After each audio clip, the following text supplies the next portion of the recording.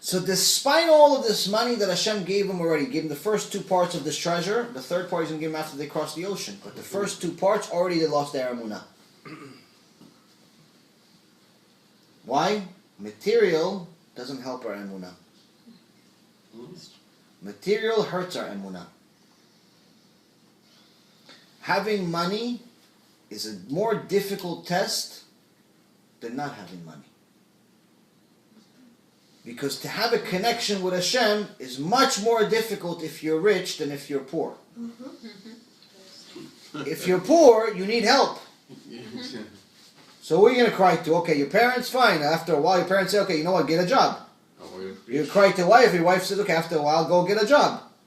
Cry to your kids, Abba, don't cry to me, I have school, homework right now. What do you want for my life? I still need money for my new PlayStation coming out next week. Get a job. You cry to your friends like, listen, buddy, I have my own problems. Leave me alone. Nobody wants to hear you. Nobody likes a miserable person. Nobody wants to help a miserable person. Just a reality. Who are you going to cry to? You cry to Hashem. The biggest nightmare for a person is to not have money to feed his kids. Biggest nightmare. You can give him disease, chas v'shalom. You can give him all types of problems. Not having money to feed his kids, might as well go to a concentration camp. It's the biggest nightmare for a person.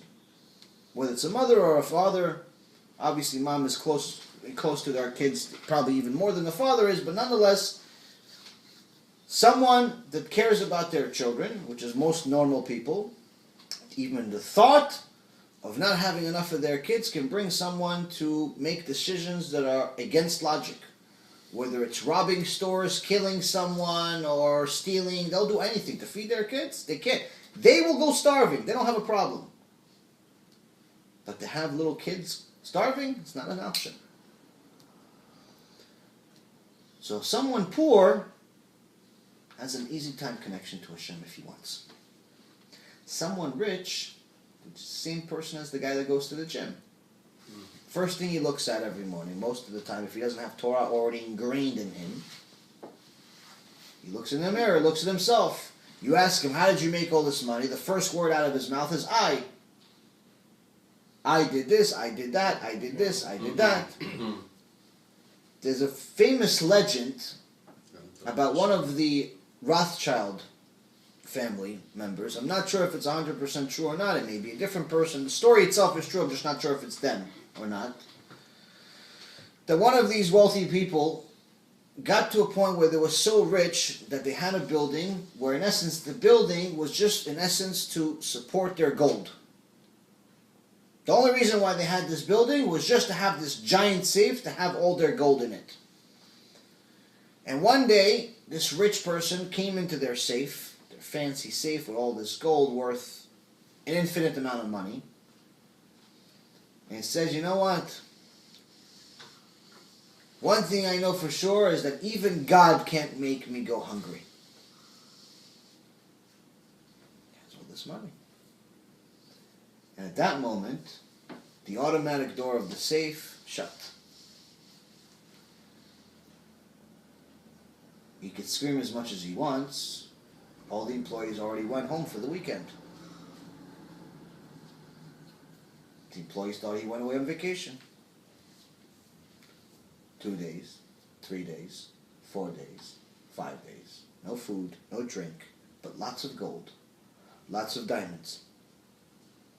How much are they worth after a week? Nothing. Nothing. And that's why on the 7th day, he cut himself, and with his blood, he wrote on the wall what happened, this whole story.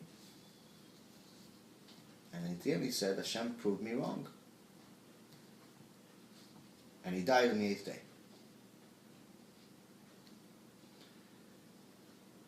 Money is not necessarily something you should pray for as much as we do. Because it's a very, very difficult test. I had somebody came to my shiur last night. And, we're talking about Emunah, we're talking about getting closer to Hashem, talking about praying really serious. When you pray, it's good to go like this, which is a spiritual way of trying to get some of the thoughts out of your head and focusing on the prayer. He says, yeah, I praise that God gives me the ability to buy this condo. First he gives me this condo, and then he continues his speech. So I was going to say it, but sometimes I try to hold my tongue because I'm a little blunt at times. But one of the other guys couldn't hold himself. He goes, that's your dream? That's what, we just had shiur Torah for 2 hours. We're doing everything. That's your dream, just to buy this condo? That's it? That's your ultimate dream, just to buy a house? Then what? Then what? Okay, you have a house right now. It's not like you're homeless. You have a house. Okay, so instead of paying interest on a mortgage, you're paying rent. It's not really that much different, by the way. I'm from the finance business. In reality, unless you're buying the house 100% cash, the first 15 years of your 30-year mortgage is complete interest. You're not benefiting in any way, shape, or form over a rent. The only way you're benefiting is if the house appreciates in value. If it goes from $200,000 to $300,000, then of course you made money on other people's money. But if the house goes down in value, then you're better off renting. But nonetheless, it's not a finance class. We're, focus on the Torah. You're thinking about, you just learn Torah, we're trying to get closer to Hashem, but the mind of most people is constantly dragging them to material. They constantly connect Hashem to material. If Hashem gives me this, then I will do this. This is not only a bad idea, it's a sin. You're not allowed to give Hashem conditions. Every day during our prayer, part of our prayer, we say that we're Hashem's servants. When was the last time a servant asked his owner of anything? The fact that Hashem allows us and even wants us to pray to Him and ask for things is already a benefit. It's already a chesed from Hashem to us. But when we're not really doing much for Him and treating Him like He's Santa Claus, give me this and then I'll be a good boy, it's not exactly a rational relationship, to say the least. It's like behaving like kids. Worse. At least the kid is a kid. He has an excuse. Conditions. We're just bigger. We're just bigger kids.